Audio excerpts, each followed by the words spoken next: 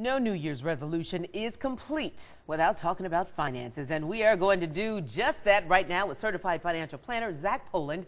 So it is one thing to say I am going to save money or I'm going to do a better job in managing my finances in the new year. It's something else to do that. How do we save more money? Well, Gloria, if you think about it, wouldn't it be easier to save more money if you didn't have to pay taxes on that money? That'd be awesome. Well, that's exactly what the company-sponsored 401k is, an IRA. I think everyone thinks about the match. We have to hit the match, we have to hit the match, but too many people forget that every dollar that you put into your 401k, you don't pay taxes on a federal or a state level. So every dollar that you put in there is actually going to have less of an impact on the cash flow than you would think. That is very true. Sometimes, in other words, you're saying we can't see for looking. We're trying to do the match when, in fact, we should just get some in there. Get some in there and save some money on taxes today. Right. What about retirement? Because a lot of times we're thinking, we're never going to retire, but every little bit helps, doesn't it? Every little bit helps. I think one of the things that people forget as they approach retirement is that the lifestyle that they have, they're living now is a lot different than the lifestyle they lived in their 30s. Right. For a lot of people that I know, their income is actually double when you adjust for inflation when they're in their 60s. So when they think about stepping into retirement, they say, gosh, I'm ready to continue the lifestyle that I've enjoyed in the last 10 years, where it's only been recently that they enjoyed that. So I think after the retirement check-in, it's figuring out, can I continue that lifestyle? If you can't, there's really the only things that you can do is you can delay retirement, which is a great thing. Right. Wait 3 years to live on more in retirement.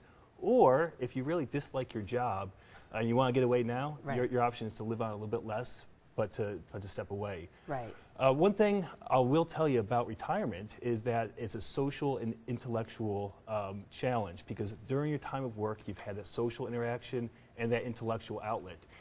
Everyone talks about the financial plan, but I think you have to have a plan on how you step away and where you're going to put that energy after the fact. And quickly, let me just say this, because we've seen some volatility this week with the markets. I know everybody's thinking, oh my goodness, should I put it in, take it out, what should I do? That depends on that risk and your time horizon, all those things, correct? It is. I mean, very few people have enough money to stay in all cash. It needs to grow to a certain extent. So and people have their own personal risk tolerance. So I look at it as a field goal.